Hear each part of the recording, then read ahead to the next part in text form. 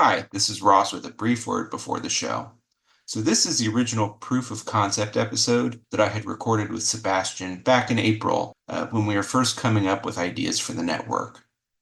There is a segment in the show that we had originally planned on recording that day, but we weren't able to get it, so we ended up recording it later with Ryan.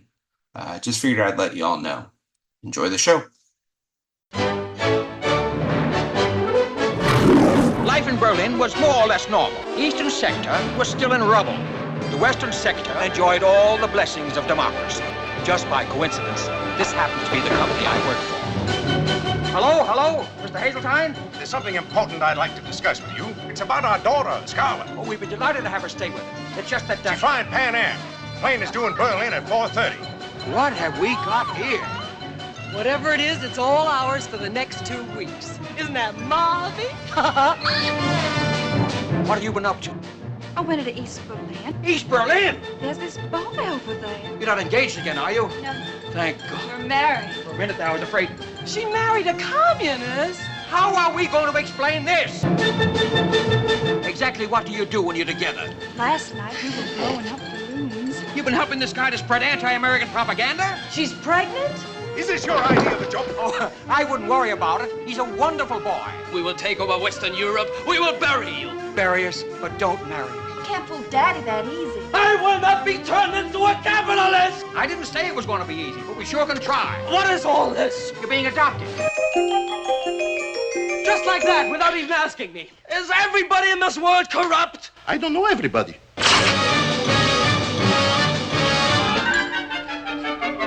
Cheers.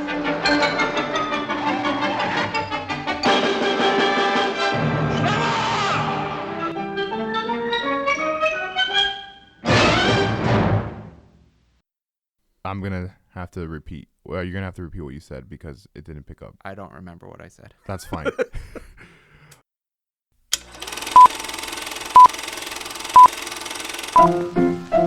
Let's all go to the lobby. Let's all go to the lobby.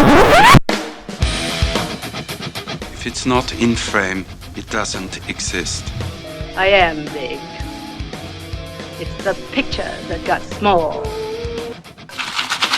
What's that noise? Popcorn. You making popcorn? Uh-huh. I only eat popcorn at the movies. Well, I'm getting ready to watch a video. Really? What? Oh, just some scary movie. Like scary movies? Uh-huh. Really? Worst film you ever saw? Well, my next one will be better. Hello? Hello? You want to see it again? Can we? Just like the movies, we play out our last. You are listening to the History on Film podcast. And now here are your hosts, Ross Lennon and Ryan Barr. Hello, everyone. Welcome to the History on Film podcast. I am one of your hosts, Sebastian Garcia. And I'm Ross Lennon. And today we're going to be discussing a film titled 123. It was released in December 15th, 1961. And I'm going to let Ross give us a brief description of this movie and why we should be talking about it. Napoleon blew it, Hitler blew it, but Coca Cola is going to pull it off. Basically, today's movie looks at the Americanization of Western Europe after World War II through the comedy stylings of Billy Wilder, and it's this East meets West approach and sort of the way that American industry, specifically through Coca Cola, was depicted as Americanizing Europe and preventing the spread of communism after World War II. So let's just kind of go through a timetable of the movie, right? In terms of like what happens. The movie opens up with Mr. McNamara, who's our main character. James Cagney, yes. famous gangster of the 30s and 40s. This is his second to last film. He'll do this in 61. He has such a miserable time making it that he retires. His final film is Ragtime in 1981. Which we'll have to talk about that as well. I love Ragtime. But this movie is filmed during 1961. Mm-hmm. And during the middle of production, the Berlin Wall is constructed. This is a film that takes place in Berlin, with the plot hinging on people walking back and forth between East and West Berlin. The wall goes up during the production of the movie. They're able to relocate to southern Germany to finish filming the movie, but it's released in December. The wall goes up in August, and it represents such a unique snapshot in time. We often talk about movies being, of their time, of the present moment.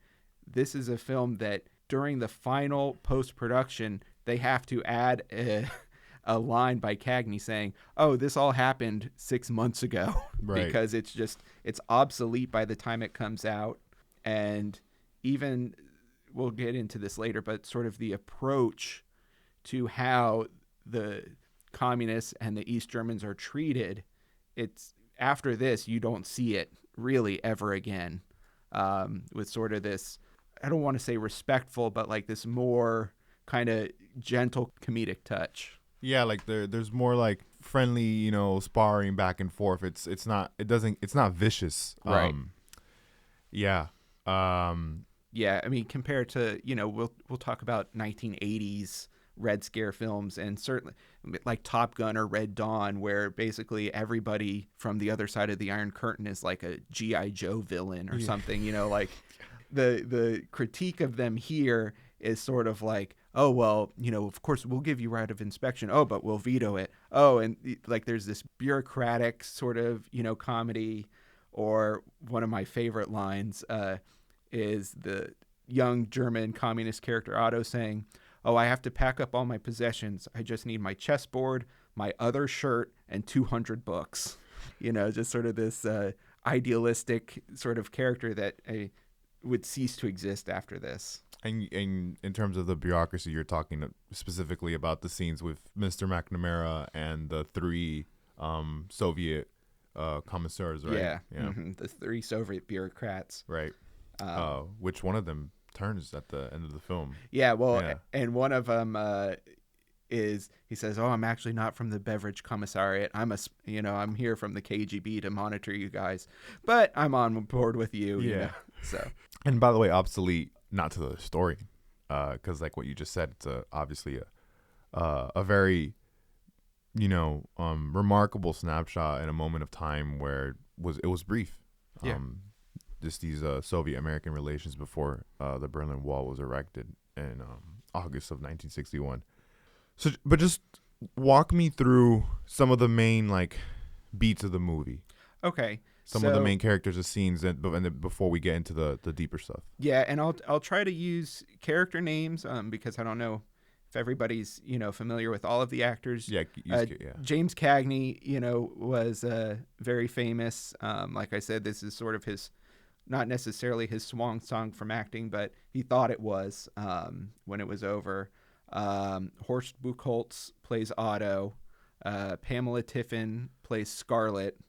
And Arlene Francis is Mrs. McNamara. And then, we have some of the other characters, Schlemmer and Ingeborg. So the film is about Mr. McNamara, who is an American Coca Cola executive. He's in West Berlin, and he is trying to win the big promotion by selling Coca Cola to the Eastern Bloc, to Eastern Germany and the Soviet Union. Sort of dealing with, the reality of reshaping Europe, sort of Americanizing Europe, which is the history side of it that we're going to talk about, and sort of the way that Germany and France sort of internalized some American values. They internalized it very differently, but Coca-Cola, in both the film and in reality, served as this stand-in or cipher for American industry, American values.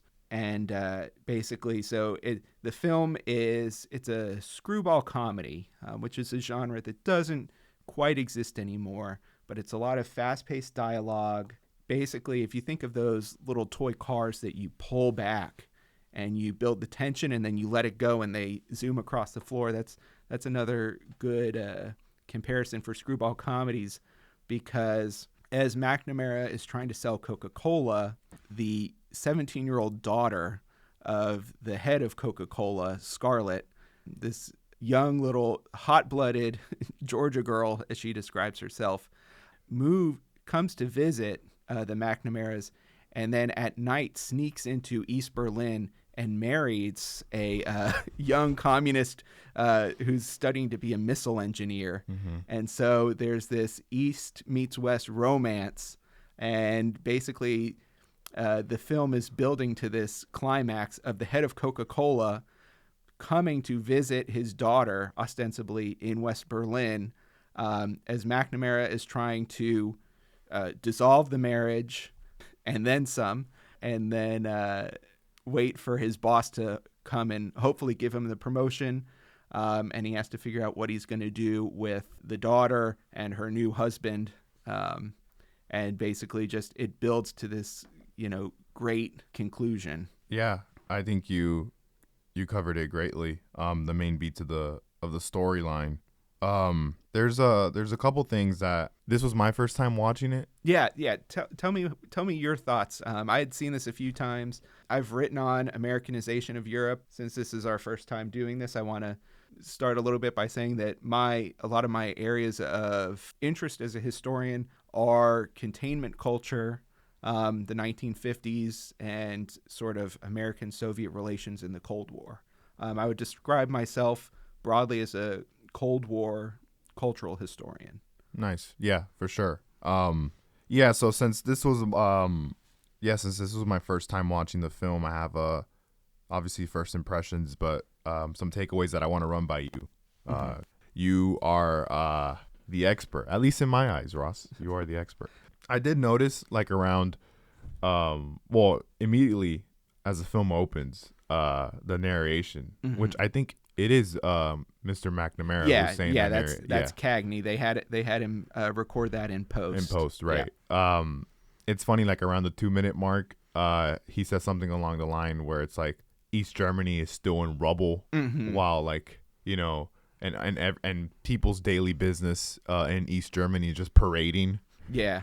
And then obviously they show shots of like the destruction in East Berlin, and then he's like, oh, meanwhile in West Berlin, people are rebuilding. They're enjoying the fruits of democracy, which is like, so almost immediately I got like, okay, I understand this is going to be several like slights, but packaged in very comedic ways towards Soviets. Yeah, it's still absolutely an American film. You know, we have to.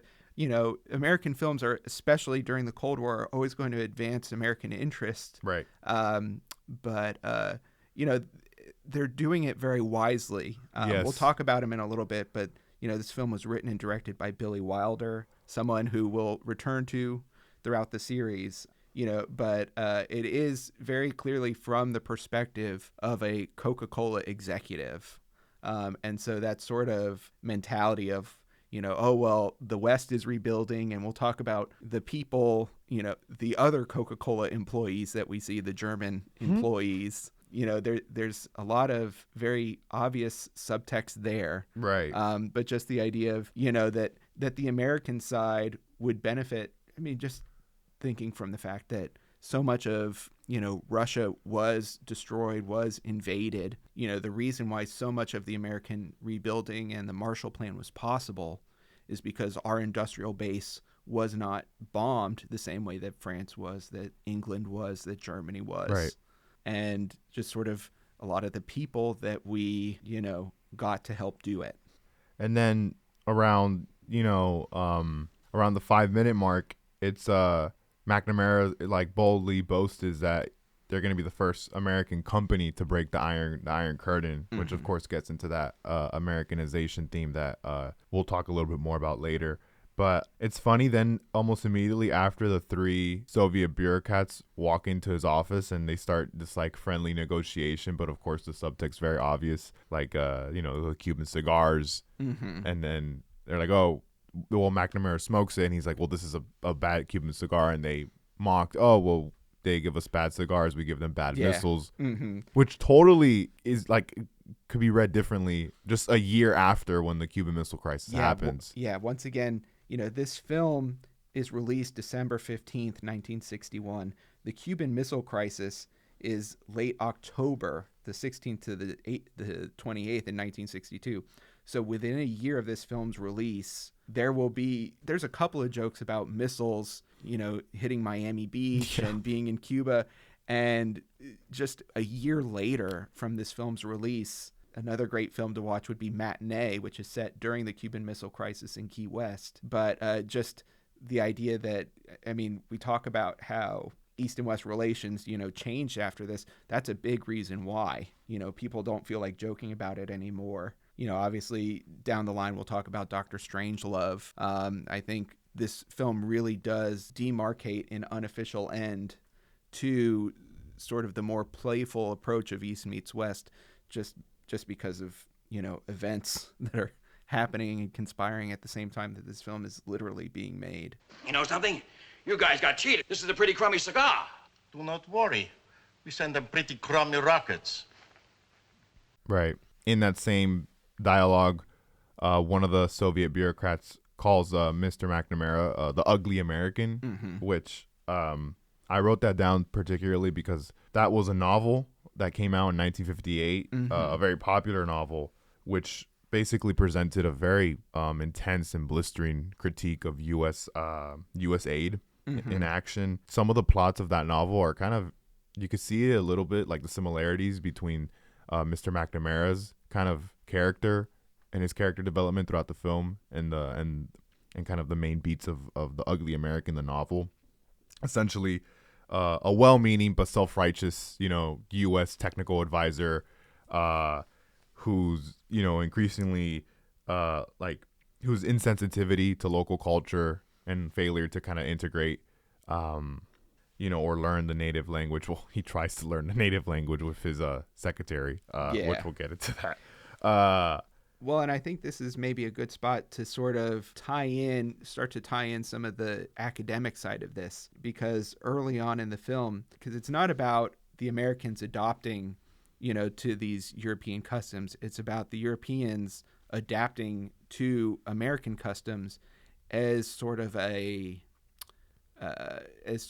compensation for their rebuilding. Right. The Marshall Plan, is famously sort of the American financing of rebuilding Western Europe. And so there's a part early on where McNamara is talking to the secretary, or he's dictating to the secretary, and he says that Coke is outselling wine and beer, and the push to have businessmen enjoy Coke with their lunch, is moving apace. And that's something that we see in Germany and also in French. In Richard Kuisel's book, Seducing the French, he talks about how there was this real resistance to the French having Coke instead of red wine at lunch.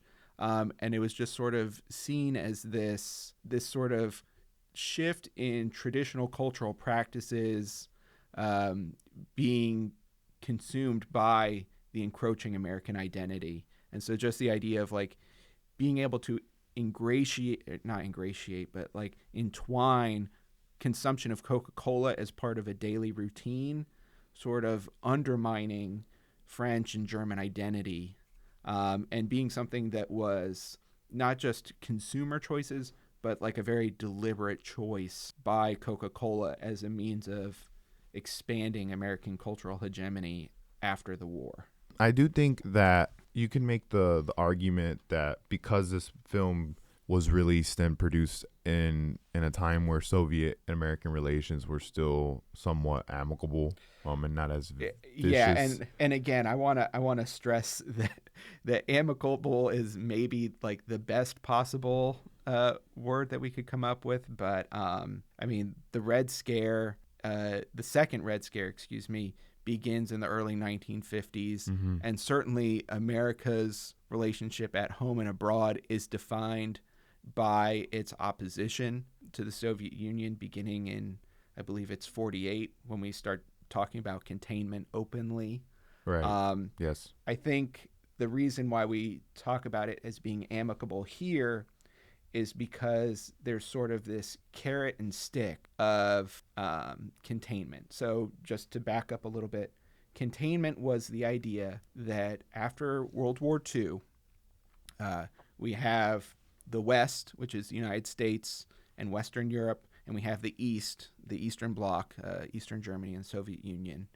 And the American goal through the Cold War was to contain the spread of communism. And so there's, the carrot and stick, where we contained communism in Western Europe by having them drink Coca Cola.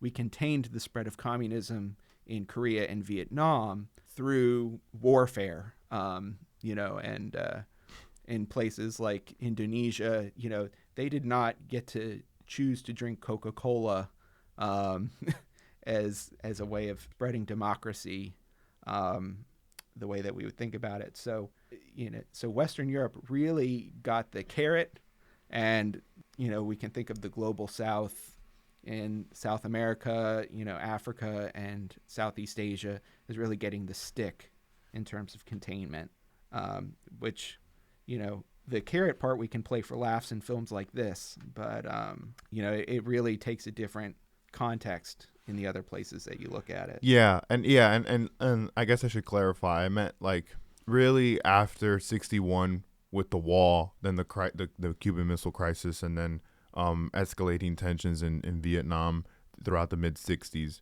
like the approach and the attitudes towards the Cold War broadly, not even just with the Russians, just increasingly become more deteriorated afterwards. So yeah, but of course, you could argue since 1945, since the bomb was dropped, that's when the Cold War really started. But yeah, it's just interesting that in the context of the film, Mr. McNamara, who is the quote unquote ugly American, he kind of wins at the end of the day. I mean, I know I'm skipping ahead. Well, does he? Because he wants the London job. He wants the London job. And he doesn't get it. Ironically, right. Otto gets it, which is a funny twist. But I mean, yeah, I don't know. I feel like, at least how I interpreted it, he was kind of shameful of his, of his family, like leaving his family behind, and kind of the affair he had with the secretary, and at the cost of his wife, and the fact that he could go back home with his family and be with his wife. I think that is a win. I think. Now you're making me second guess. Yeah, and on the one hand, I don't know that he's necessarily I don't know the extent to which we're meant to sympathize with him outside of the fact that he is, the narrator. He's the main character of the story. He's the straight man in the comedic sense, where he's sort of reacting to all of these hilarious things happening around him. But even when he is conspiring to get Otto arrested, he's really depicted as being, quite cruel to Otto. Maybe we're not supposed to like Otto as much as we do, but certainly Mrs. McNamara, does not take the same glee that Mr. McNamara does in Otto's arrest. And right. So yeah, moving on. So Scarlett, which is the daughter of the head of the Coca Cola company, Mr. Hazeltine, she ends up staying 2 months. Yeah.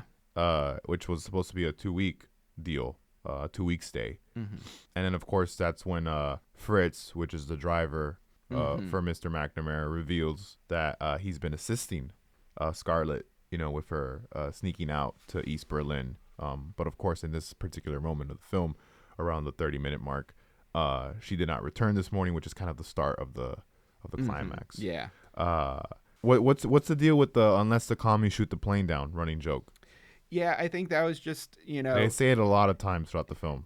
I really wonder, to what degree it was tongue in cheek, and then it didn't feel that way. They sort of talking about just how Germany is this sort of focal point for the contradictions of the Cold War. That's one of the ways that we can tie back into the academic side of this. Alexander Stephan is somebody who wrote about the German Americanization process and really the denazification of Germany, sort of how that was done in a very sort of piecemeal way, just because the Cold War served as such an imperative to sort of bring people in line with the American plan, using a lot of the I don't want to say existing social structures, but really sort of playing on the fact, as we see in this film, that every Coca Cola employee other than Mr. McNamara is a former Nazi. Yeah. Something that's played for laughs. Everybody's standing up and clicking their heels, and just this very militarized sort of thing.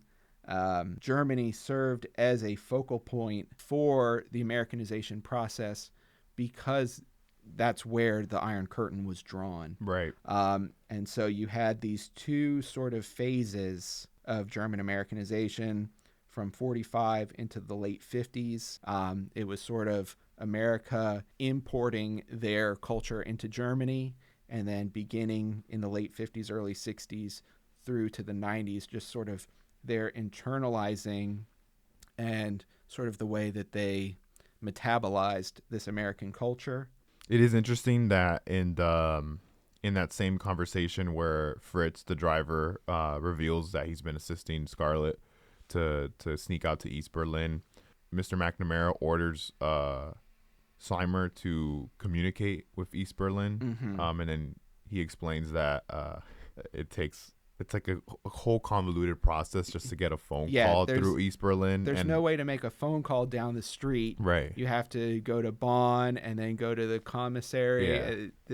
Yeah. It's hilarious. There's these competing ideologies, but there's also these competing bureaucracies, and everything needs to be recorded in triplicate. Right. It's funny. And Billy Wilder, I think we need to probably just pause and talk about him. Go ahead.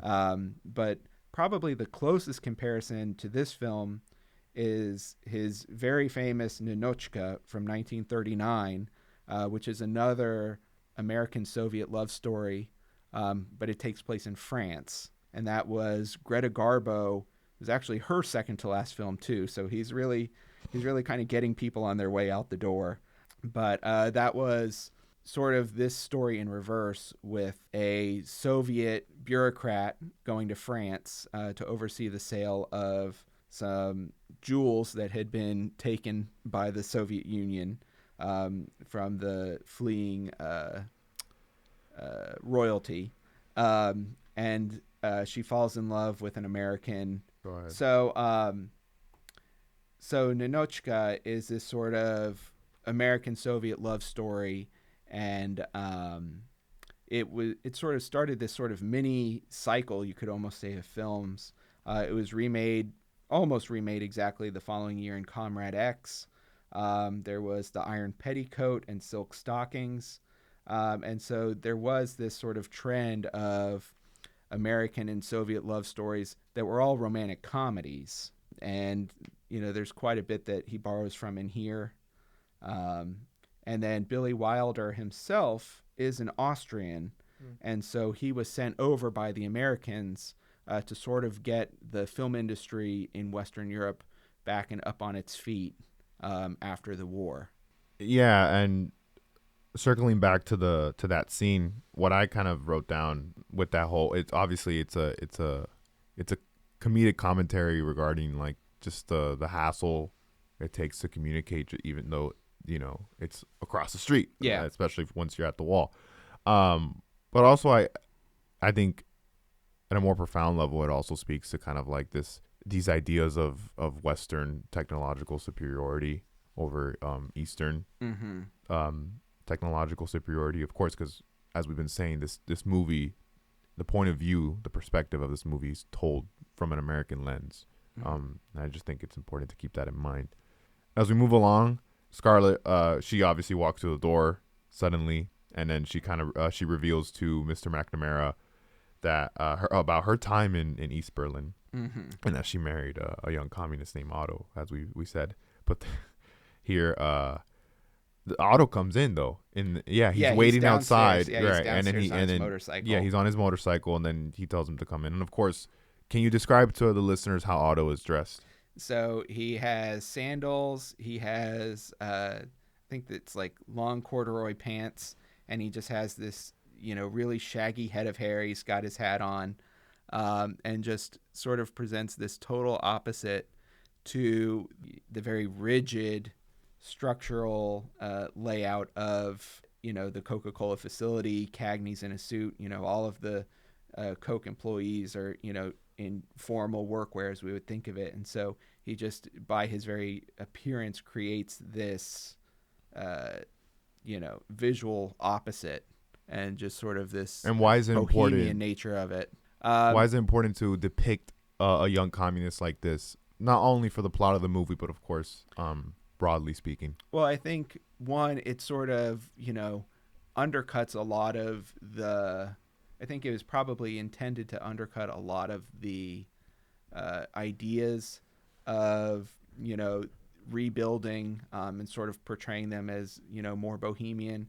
And then also at the same time, it serves as a starting point for the film because the reconstruction of Otto, is sort of the big final set piece of the film, and right. Cagney's need to remake Otto as this long lost German royalty to appease Scarlett's parents, but imbued with Southern right. gentlemanness ideals. Yeah. If he asked you about the Civil War, it was a draw. Yeah, yeah. Well, that tells you everything. I think part of it, I think a lot of it is just from the filmmaking perspective to set up how are we going to take him and turn him into someone that would be appeasing, not for Scarlett, but for Scarlett's world. Right, 100%. And of course, this is the initial, kind of shouting match between Otto and Mr. McNamara. And this is where one of Scarlett's most, I would say, absurd lines is she shouts Africa for the Africans when they're talking about the torture and execution methods of the Americans in the Congo. That was kind of her response. Yeah, she's sort of, she's very genuine in, what does she say? She says, like, she was washing his shirts and Otto was expanding her mind. And, at night they'll lie up on the building and watch the Sputniks go by. Yes. So she has this very, I can really only kind of compare it to Candide, where it's like, she's sort of taking in this theory, but is only able to regurgitate it in these very simplified ways. That's hilarious. She says, "Should I bring my 2 mink coats when we move to Moscow?" And he says, "No, you shouldn't have 2 mink coats until everybody has 1 mink coat," which she then regurgitates later as, "Oh, Otto thinks every woman should have a mink coat." Where it's like, yes, she got it and she's kind of trying to process it, but it's just, it's great comedy. And then I just feel so bad for my parents. They're bourgeoisie parasites. They're going to have to be liquidated. Just incredible delivery for material that, we talk about like screwball comedy as being like very zippy dialogue. And it's just like such incredible delivery of such well-written dialogue. Just an incredible role to pull off. Yeah, certainly. So then in the same, we're still in the same scene around the 36 minute mark. Otto, of course, starts criticizing capitalism and quote Coca Cola colonialism. So here you go, man. Yeah, just what is Coca Cola colonialism? What does it mean to say that and to package it in a critique in 1961? And why is it important? Yeah, it certainly is something that, it's interesting that they are able to put it in that term at that time, because it is something that, we talk about as historians. And it's this idea that Coca-Cola stands in as the United States. Like, it is this symbol of America that is also a commodity. And, they just talk about, at one point, Cagney talks about when he was in the Middle East and he was in charge of the bottling plants there. And so it's just sort of, how do you represent America's growing influence in the world after World War II? And you have to remember, of course, that there was a large strain of America in between World War I and World War II, there was isolationist. There was a large push to sort of say, what happens on the other side of the oceans is really not any of our concern. And then after the war, as we're trying to rebuild and expand our influence, Coca Cola is one of these commodities that sort of it's a great stand-in for our culture and, sort of what we would think of as like American democratic values being spread across. And so Coke as culture and Coke as American culture is something that we see is written about with historians such as Reinhold von Leitner. He looked at it through the Austrian perspective, and then Alexander Stephan, who I had mentioned before, and Richard Kuisel. Kuisel is somebody who really looked at French, sort of, how did the French take it and their internalization of it. And again, that was different than the German internalization of it, and sort of the ways in which Coca-Cola represented American culture, and then how these countries sort of process that differently. And what's the colonialism aspect to it, though? So it's not quite colonialism or neocolonialism as we did in other parts of the world at this time. It's sort of more of a mental colonialism and just sort of the ways, like a cultural element of colonialism.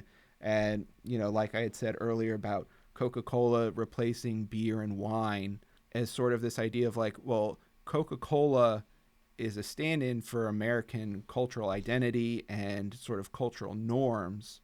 And so sort of seeing that. And American hegemony. Right, yeah. Okay. American hegemony sort of replacing, a lot of, if not replacing French and German interests entirely, sort of saying like, you're going to start to think of things through our perspective, And that's kind of the colonialist. Right, yeah. It's a sort of attitude, mental and cultural colonialism as opposed to a physical colonialism. World War I and World War II marked the end of colonialism in terms of this island belongs quote, to unquote. Spain or whoever, and sort of begins the neo-colonial trend of, well, this island, is brought to you by Coca-Cola. 1945 ended colonialism, quote unquote. No, it's certainly not. Yeah. And we could do a whole lot more about that, and I'm sure we will in the future. But yeah, continuing, that was great. I found it interesting, the line that Scarlett said in the same scene. The scene was very important, very long. Where she was like, Otto sent the gift money, because this is when Mr. McNamara is offering gifts for the marriage. Of course, that's not what he's doing. He's setting them up. But Scarlett responds by saying Otto sent the gift money to the unemployed cotton pickers in Mississippi. I just found it interesting that, because throughout the Cold War, the ways in which the Russians or the Soviets would try to undermine American freedom and democracy is by pointing out the hypocrisies of race in America, of discrimination, which Otto talks about also later in the film.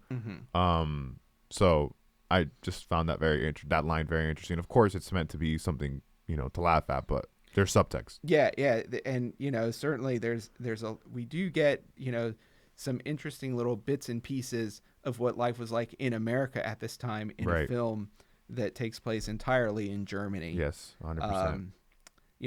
Because these situations are not separate from each other. Right. And the civil rights movement is kicking into gear at this time. And so the idea that becoming aware of injustices in one part of the world would open your eyes to injustices in other parts, is certainly important. And I do think that, it's acknowledging that a lot of these issues were interconnected. Right, 100%. To what extent do you think this film, whether intentionally or unintentionally, was also somewhat of a reflection of fears of American fears regarding communist propaganda, particularly in the youth? Because Scarlett's young. She's 17. Yeah. And she turns 18 like in the film or something like that. Yeah. And Otto's pretty young too.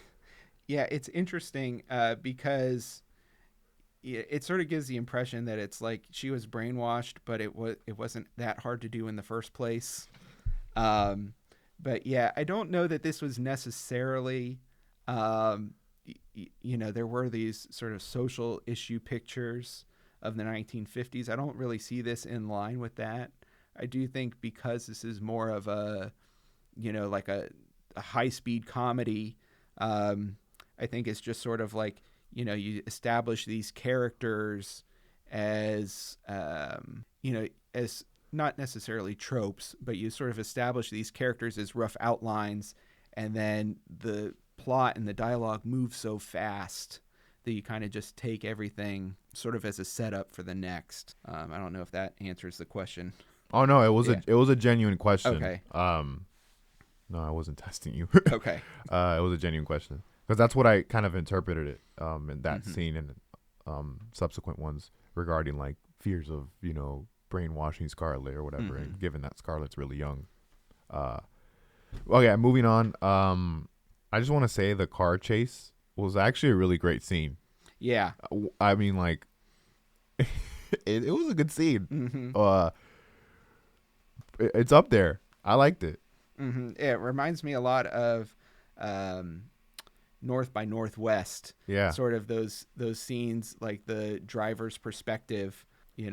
Definitely a fun set piece.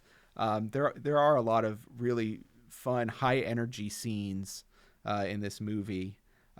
We can talk a little bit about the trip to the Hotel Potemkin, formerly the Hotel Goering, and then before that the Grand Hotel Bismarck. It's interesting the ways that this is a very fast-paced film. It is.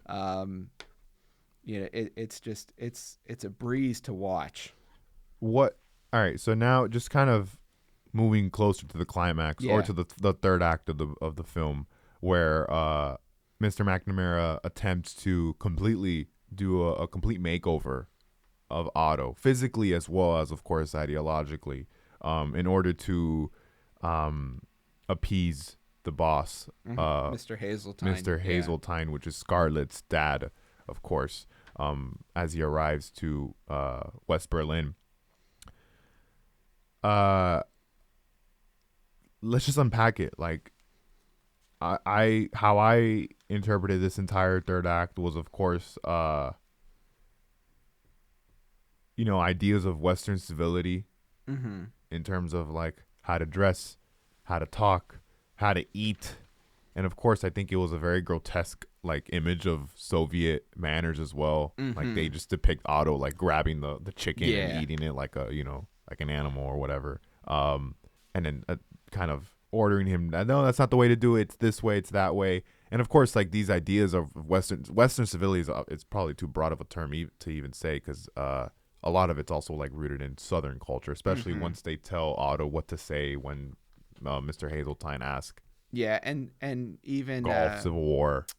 The guy who adopts Otto sort of undercutting the legacy of these royal families by saying, oh, ours is one of the oldest and most inbred bloodlines in Germany, and so just being able to to some degree give it to both sides, I think is really is really a hallmark of smart writing, right? Because this film I don't think would be nearly as good if it couldn't give it in all directions. Well, I have a question about that soon. Kind of the final jab that Otto gives to Mr. McNamara, he critiques because Mr. McNamara says something along the lines of, "Oh, this is the quote unquote quote American way of life," and then Otto kind of uses that against him by saying, "Oh, well, the American way of life: unemployment, discrimination, gangsterism, juvenile delinquency," which is that's yours truly's main research interest.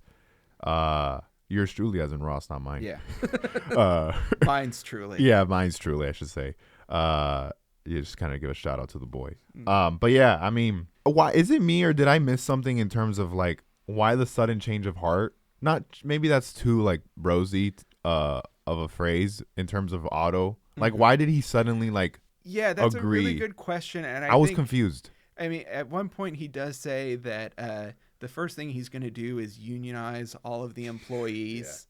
That was fine. That's very in line with like his communist like ideology, but yeah, and that is kind of that is kind of one of those parts where I think if the movie wasn't so fast paced, maybe you'd look and you'd say like, maybe they could have built it out a little bit more there. More But exposition. by that point, you're just waiting for the full steam ahead.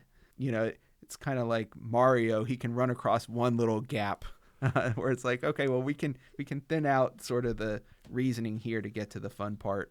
Yeah, it was just, I'm glad I wasn't, I wasn't the only one to like, because I was a little confused. I was like, wait, why is he all of a sudden so nervous to meet the father and like actually he cares about this? Well, and he does love Scarlett. That's true. That's one thing. That's what I kind of wrote down. Right. I'm like, is this like part of the rom-com trope of like love conquers all type of theme? Who are you to break up a happy socialist marriage? Yeah, exactly.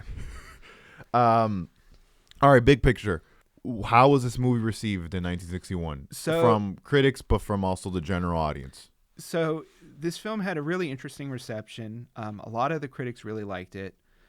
Pauline Kael, who's a famous film critic, she didn't like it, and she sort of said that other critics, maybe their praise of the film felt a little bit like overblown or forced. But for the most part, I mean, Billy Wilder is very famous at this point. He had already done Sunset Boulevard, which is another film that we'll get to at some point, sort of telling the history of a Hollywood actress as like a monster movie. It's not like this film came out of nowhere, but sort of because of the current events and everything that was going on, it didn't have the wide release that it maybe would have had.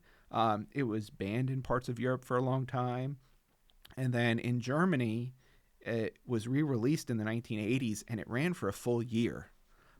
So it has a long tail beyond the initial wave of criticism. So one of the things that we look at as historians when we're analyzing a film is we look at its production, which we've already talked about in this case. And we look at, the critical and popular response to it. And I do think it's worth noting that this film has, the initial critical response, and then it has this second life, decades later, which is significant. And it's regarded, as a well-made film, a very funny film.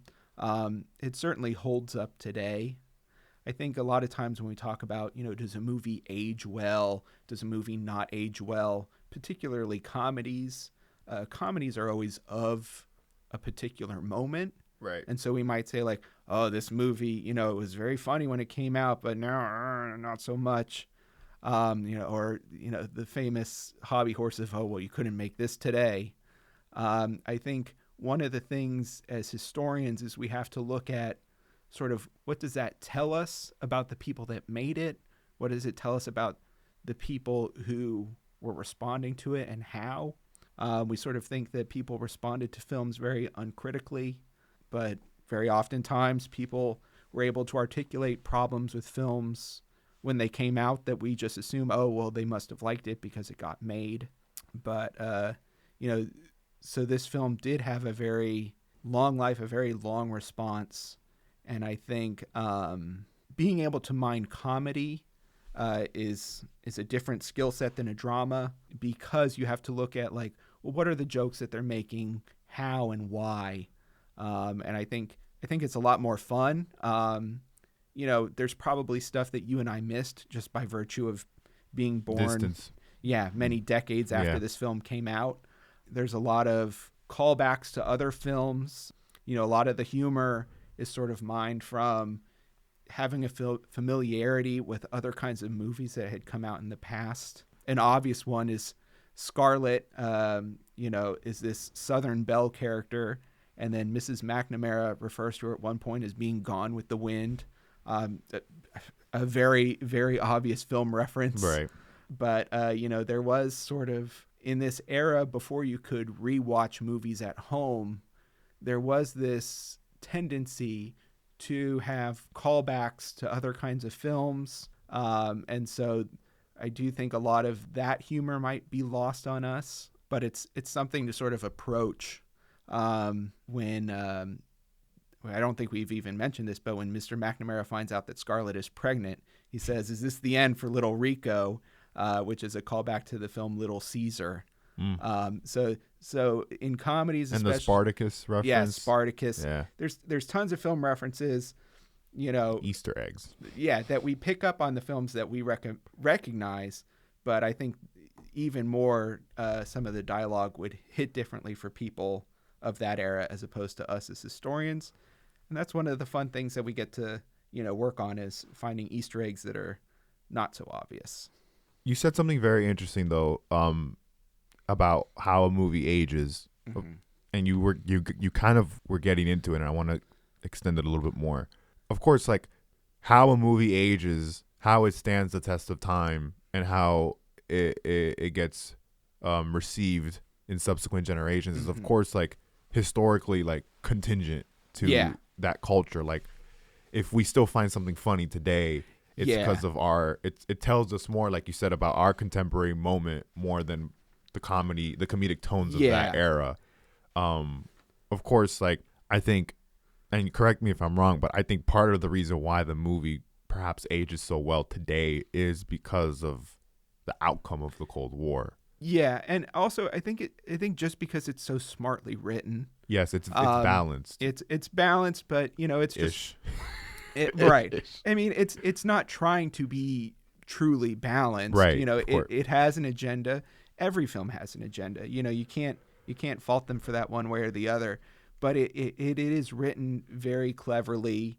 The characters are all not necessarily fleshed out, but in terms of like we understand the characters' agendas and ideologies.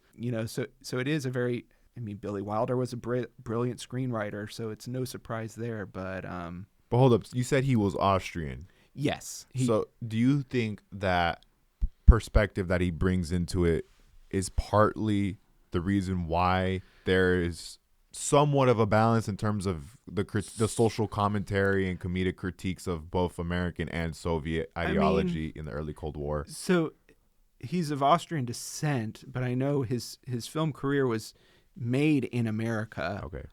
So I don't know that necessarily. I mean, like I said, he was sent over to Europe after the war to sort of help jumpstart their film industry. But I didn't even realize until doing the research, that he was Austrian, because I just think of him as an American filmmaker. Ultimately, Ross, why should this film be considered historically important? I mean, other than the fact that it's very funny, it gives us this very rare snapshot of time. It does so very eloquently. It's able to express sort of these competing ideologies in a way that is easy to access for the average viewer.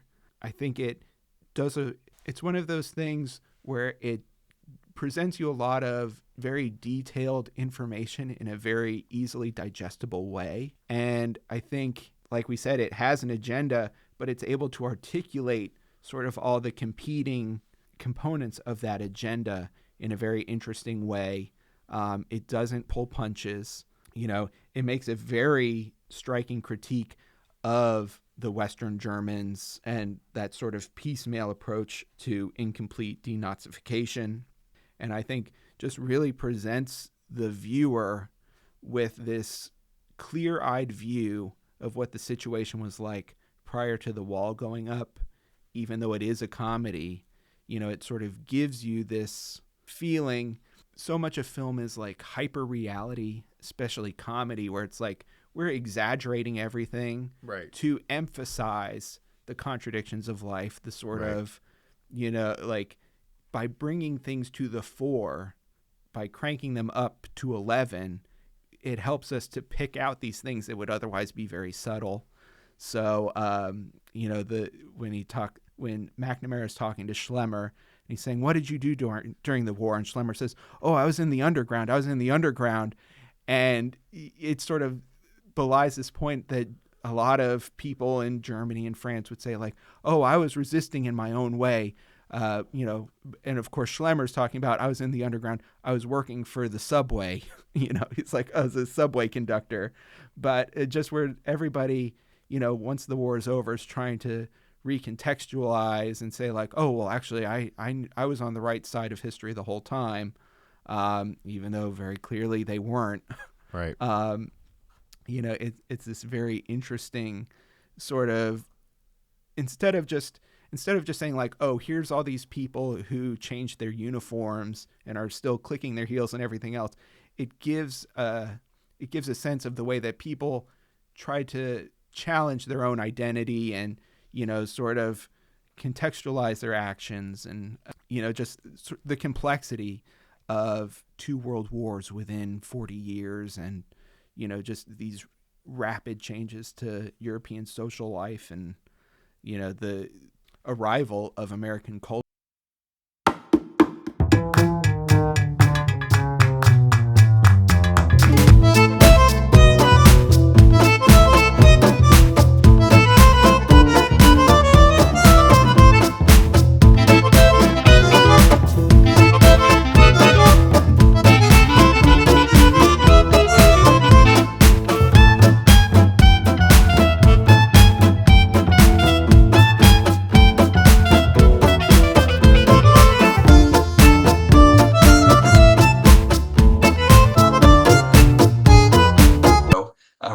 Fun game. For some technical reasons, we had to record this later, but so it's still Ross and Sebastian, and we have co-host Ryan on the phone as well. Hello. When we talk about history on film, as is the name of the show, it's not just movies. We really are focusing on what James O'Connor calls moving image artifacts. That can be TV shows, that can be news broadcasts, that can be Hollywood movies. It can also be commercials. And so we're going to play a fun game right now. We're going to show Sebastian 2 iconic, maybe iconic and infamous TV commercials. We're going to get his reaction, having never seen either of them before. And they do have a thematic connection to today's movie. So just real quick, why commercials? So prior to certainly the VCR, but really prior to the streaming age, I would say, you may not see the same movie, the same TV episode whenever you want, but you would see the same commercial several times. Commercials are, you could say, like a very weaponized form of media in the sense that they have to give you an idea, usually buy this or vote for this person, and they have to be able to get it to stick in your brain. And so commercials are very powerful, very intensified forms of media that most people would see possibly several times a day, several times a week, as opposed to, oh, I think I saw that episode of Dragnet 6 months ago, or, oh, that episode of MASH, I remember it. But you might see a commercial 10 times and have it drilled into your head, whether you realize it or not. Going out with her tomorrow. She said she had some errands to run. That's a date? What's the difference? You know the way I work. I'm like a commercial jingle. At first it's a little irritating, then you hear it a few times, you humming it in the shower. By the 3rd date, it's by Menace.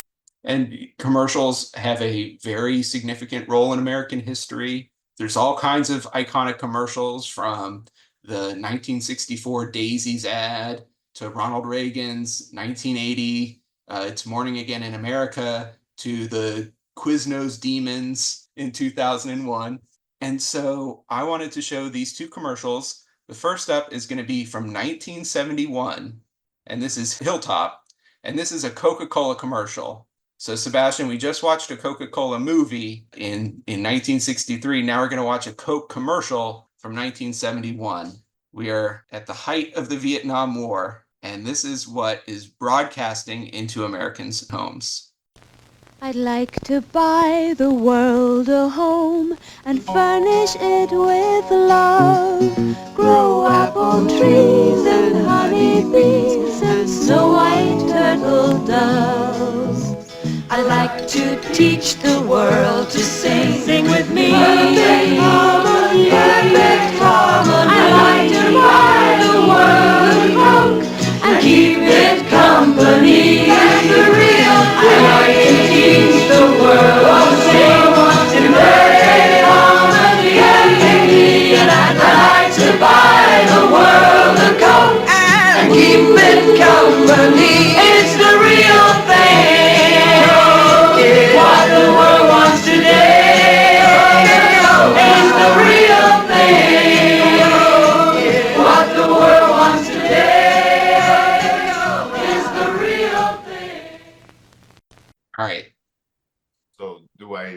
back now? Or you want me to... Yeah. Tell me, what do you think?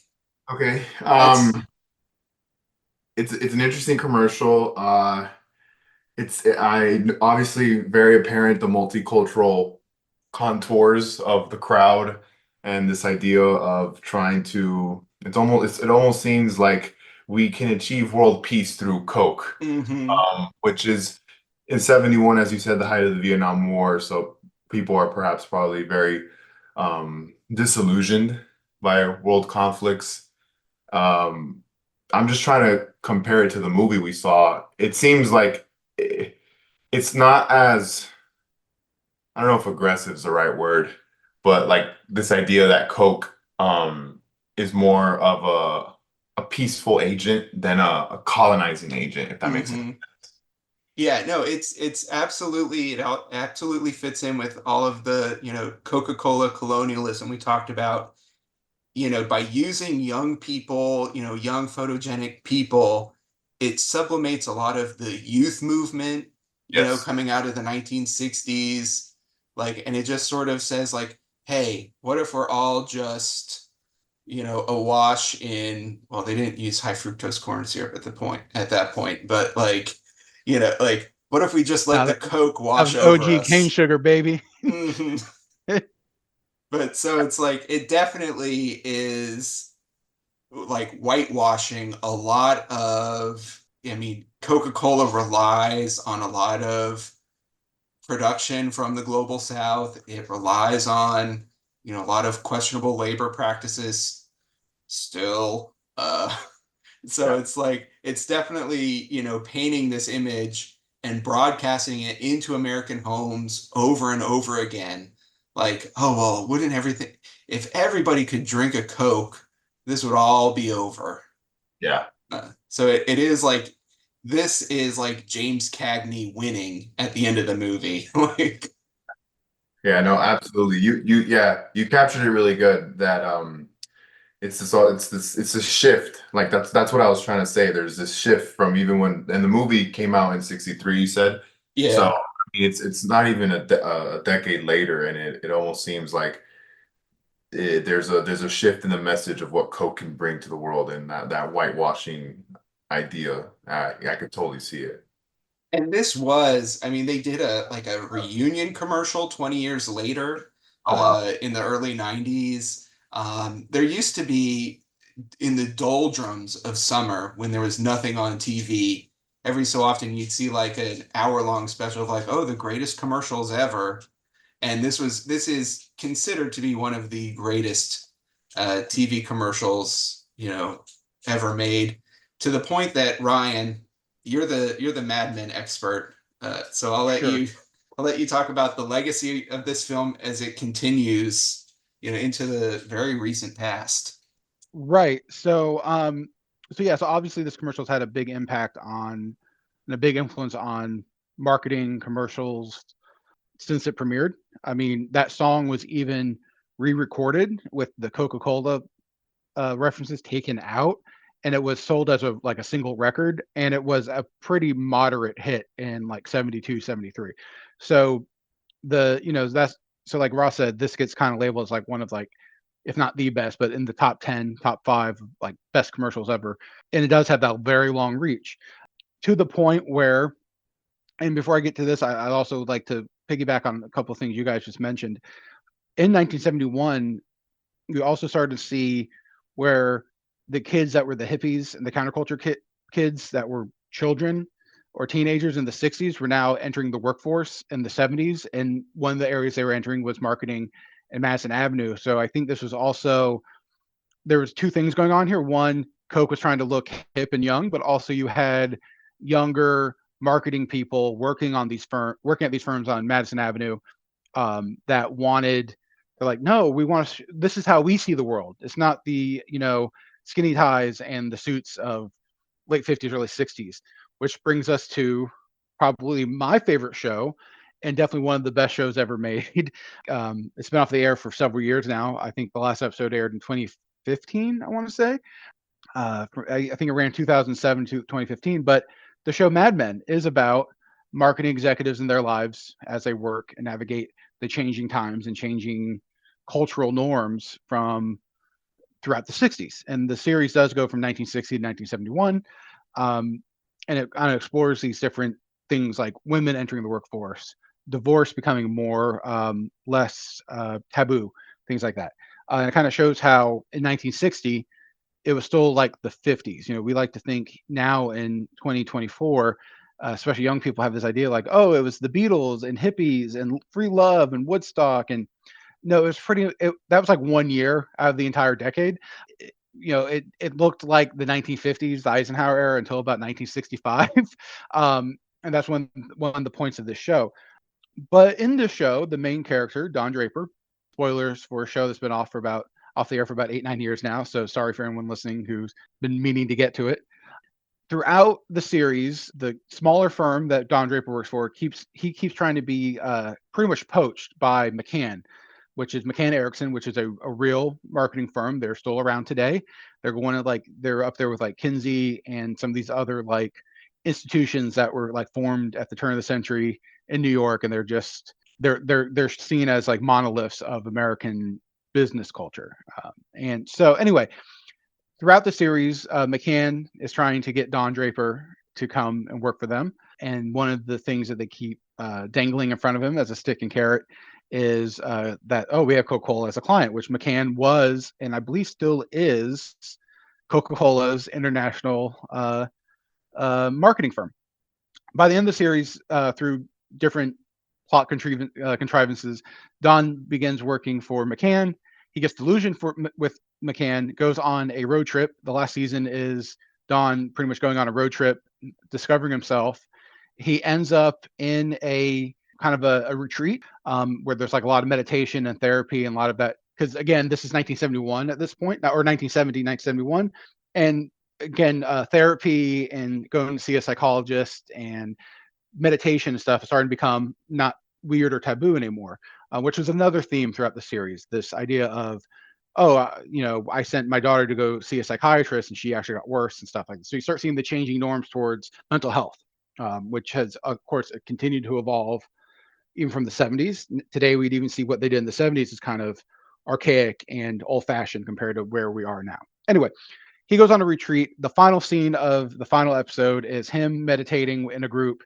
You start to see a smile, and then it cuts to the Hilltop commercial, with the implication being Don Draper, the main character, goes back to McCann and creates the best commercial ever made.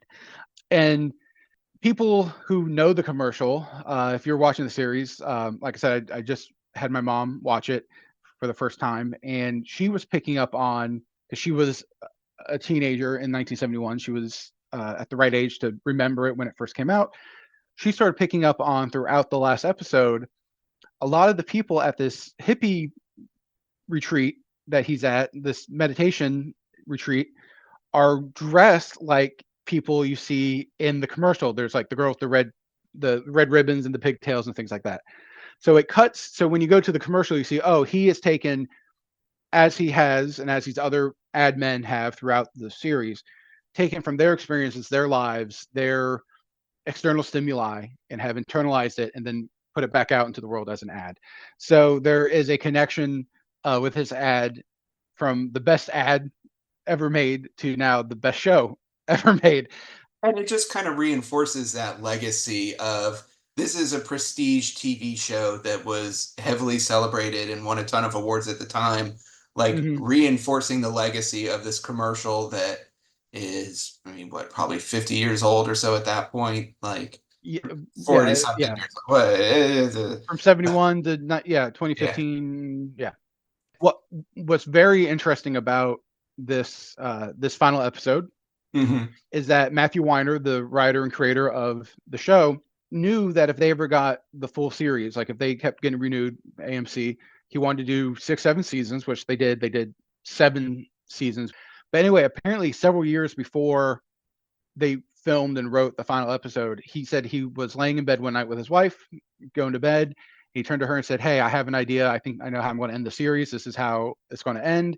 And she told him, "Don't do it. That sounds awful, and it's going to be a disaster." So, where was Matthew Weiner's wife when How I Met Your Mother ended?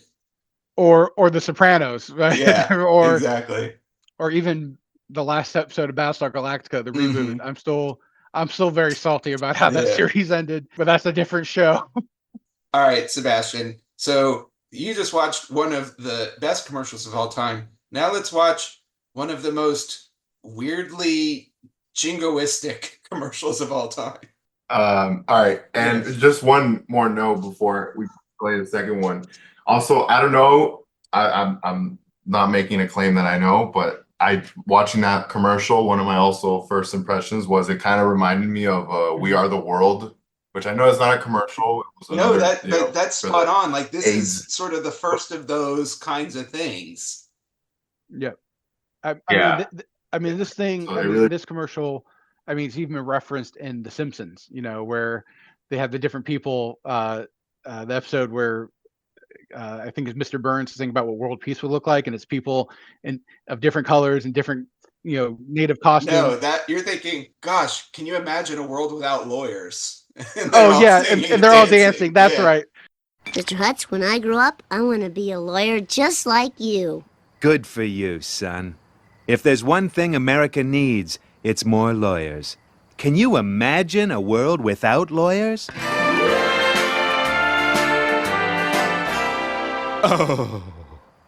But it's definitely emblematic of this commercial, and I think, yeah, We Are the World. Don't They Know It's Christmas Time? I think everything that's all very 80s, but that was all a decade later. So obviously there's some DNA from the Hilltop that has sprinkled its way into, by the 80s, what was considered very cheesy even at the time. But no, that was a good catch, because the people doing those things were absolutely aware of, like, they were in the industry that was cognizant and aware of Hilltop. So, all right. So now the second one is a Pizza Hut commercial from 1998 starring former Soviet Premier Mikhail Gorbachev.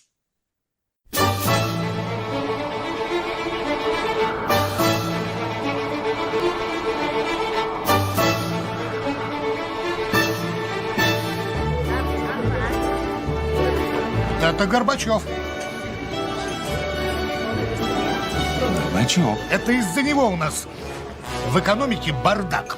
Да благодаря ему у нас новые возможности. Это из-за него у нас политическая нестабильность. Да благодаря ему у нас свобода. Полный хаос. Перспективы. Политическая нестабильность. Да благодаря ему у нас есть писахат. За Горбачева! За Горбачева! За Горбачева! За Горбачева! Sometimes nothing brings people together like a nice hot pizza from Pizza Hut.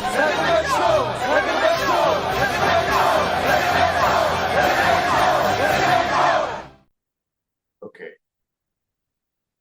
I need some more context here. That's an interesting commercial. And 98, so that's 7 years after the fall of the Soviet Union. So that's no, you're absolutely correct. And this is not a commercial that aired over there. This is a commercial that aired in the United States. And that's what I was going to ask. So was this like also aired at that time, to Russia? my knowledge, or, no.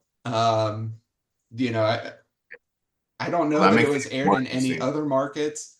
We're talking about sort of, I mean, it's not Coke, and I think Pizza Hut uses Pepsi products. It does. Yes. Okay, yeah. I know that offhand. Don't ask me why. But so it's like, this is, I mean, the fall of the Soviet Union saw the sharpest decrease in life expectancy at any point in history. There was intense poverty, just the wholesale, privatization of industry and housing, all these other kinds of things.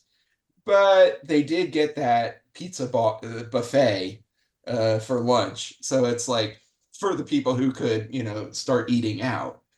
So maybe it was, pros and cons. But yeah, this is an insane commercial. This is airing at the end of history. This is sort of like, oh, well, now that we have all of these different consumptive choices, we're just going to elide ideology and just kind of, it's smooth sailing from now on. Yeah, absolutely. Yeah, because and that's why I laughed when the old lady was like, "We have Pizza Hut. Forget you two are arguing about whether he did or did not bring economic stability and political stability. No, we have Pizza Hut. It's all good with Pizza Hut." And that's just very aligned with the corporate world and their ways of trying to impose their will on culture and society. And it's like, and it's an American company, sort of the Americanization of an Italian food product. There's a lot of great history with the first McDonald's in Red Square. That was right before the fall of the Soviet Union. There was a McDonald's that was built in Red Square. And that was sort of one of the like pilot cases for American companies moving into, the Soviet bloc. There's some great reading to be done on that. We'll probably link to that somewhere. But so just it's this very jarring sort of case, And again, I remember seeing that commercial a lot. I watched a lot of TV in 1998. So it's like this idea that, oh, well, gosh, maybe Pizza Hut, like maybe all the things that matter are just getting together and having a meal. And, if that meal can be provided by an American corporation based out of Hartford or whatever, then all the better. Yeah. And what really strikes me is just that if this only aired in the United States, it just makes it, I just have more questions because it even almost seems to try to speak to the controversial policies that Gorbachev was trying to implement at the tail end of the Soviet Union, like glasnost and perestroika. And that's kind of what the older, like the father, I guess, and the son are arguing about. And but again, like if this was if the target audience were Americans, and perhaps in '98, yes, most of them knew those two policies. I don't know. Right.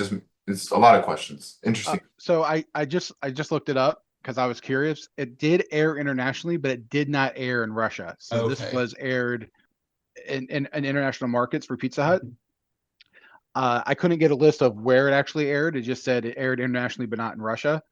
So I'm imagining places where Pizza Hut's huge, just like the United States, and probably Canada, probably Japan, which I would love to get the Japanese reaction to that because that's, the Japanese and the Russians have a very unique relationship still. Yeah, it's definitely playing into the glasnost and the perestroika policies, which what I like about this commercial, it's a fun little insight, even though that's not the point of kind of post-Soviet, but pre-Putin Russia. Because remember, this was filmed in 97, aired in 98. Putin becomes prime minister in 99. So this is kind of the Russia that we know historically throughout the Soviet Union and the Russia that is currently, doing its thing in Ukraine and elsewhere, Wagner and everything that it's kind of a neat little time capsule of those kind of 10 years of transition that Russia went from Soviet to that. I mean, there was weird economic instability throughout the 90s in Russia to now where it's like, it's not Soviet, but there's a lot of that. Putin has kind of reinvented some Soviet ness, I guess, for lack of a better word, to the point where they even brought back the Soviet national anthem and just changed some words around. And the Russian national anthem is now the Soviet national anthem, which, I mean, it's a banger of a song, so I don't blame them. To connect it with some of the stuff that Sebastian and I said earlier, is that just like Coca Cola was trying to change the lunch habits of Europeans after World War II, this is presenting a very American form of like, oh, well, we go out and we eat at Pizza Hut. Like it's presenting this sort of American habit to a culture that, like is kind of adapting to this new post-Soviet life. And then just kind of like, okay, I guess this is what we do now. And presenting it to Americans as, well, now we have the freedom that you have to go to Pizza Hut, and collect Book It stickers, God willing. Did you have Book It, Sebastian? No, Okay. no, I don't recall. I mean, admittedly, like Pizza Hut was never that huge growing up. I was more of a Papa John's guy, so there wasn't a lot of Pizza Huts by where I grew up. Pizza Hut used to be an experience. Like you'd go in there and they'd have like Yeah. yeah, No, I've The, been the told. buffet was key. And just, as a reminder, these were broadcast directly into people's homes. And so when you consume something, especially over and over and over again in your home, you receive it in a different way. And this is, something that we talk about a lot about in like media theory and media studies. When you see something at home, you process it differently than you would at a movie theater or, watching it in a big public audience. Same way, we're learning now about how people receive information that they get on their phones. Maybe you're in bed or on the couch or whatever. So people receiving this information at home were much more susceptible, maybe for lack of a better word, than if they had seen this before a movie.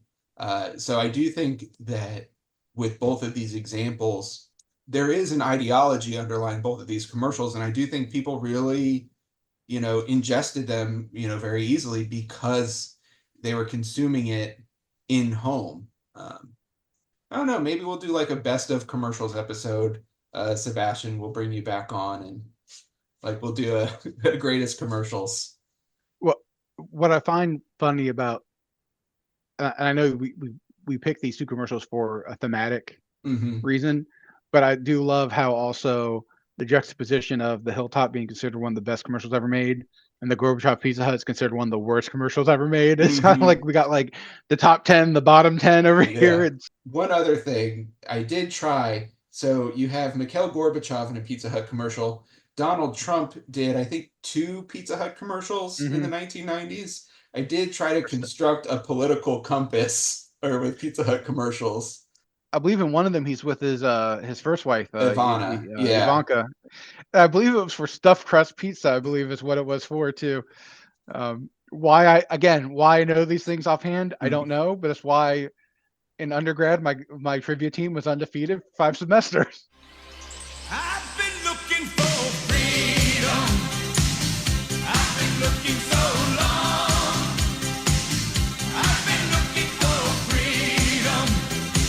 Still the search goes on.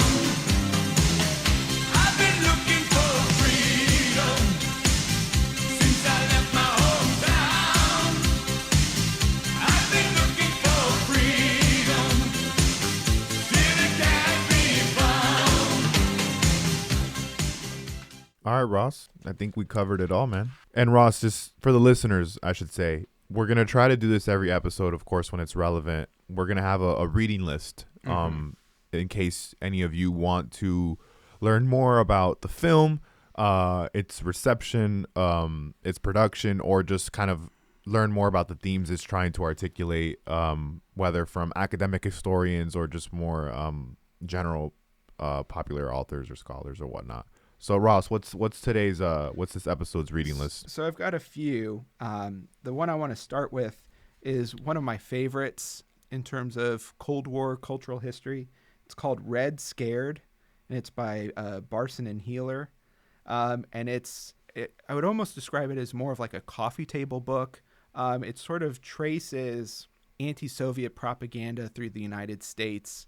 It's laid out like a comic book from the 50s. It's got these bright, very vivid images. It just pulls from a variety of film, TV, radio, comic books. And it's something where I'll use it as a reference or a jumping off point for something that I'm writing academically. But then I'll just end up flipping through it and, looking at, they have these great scans of these, comic books from different eras, from like these sort of tabloid magazines of the different eras, and you can really trace America's relationship to the Soviet Union through the physical print and visual media that was created through the course of the Cold War. It's approachable to all audiences. It's really fun. The authors have a really comedic, sense to their writing.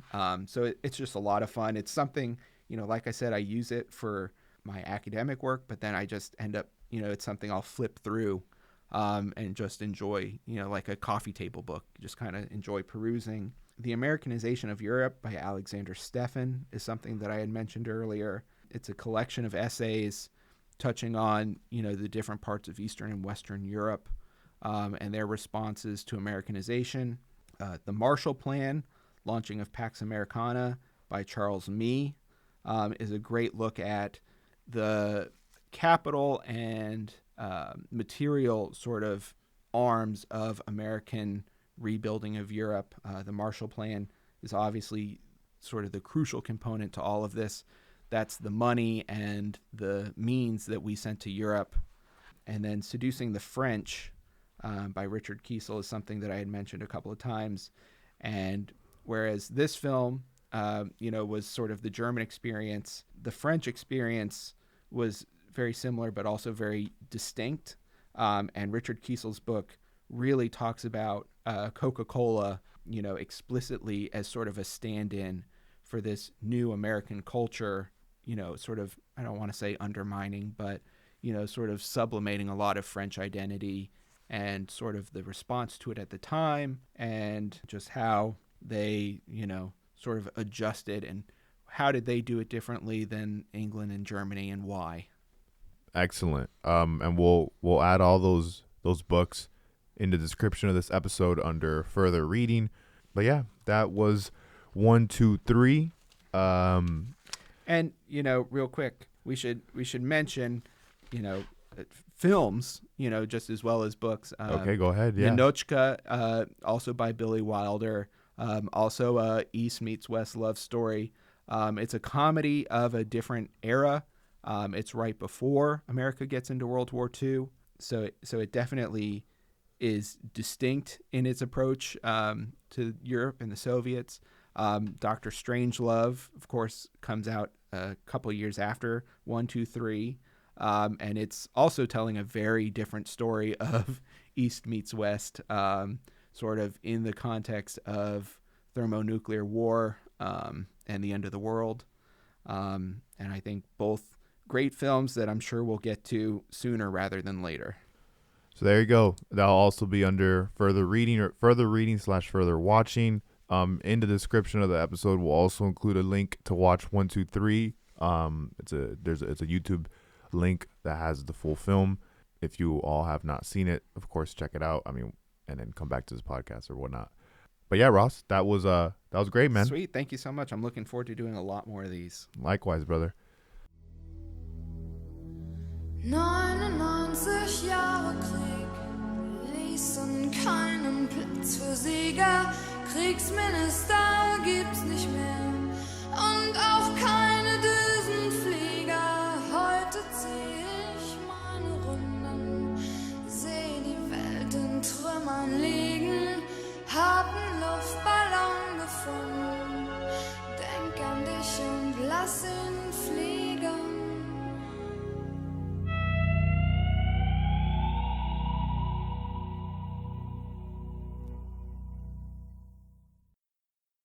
But I think this was great.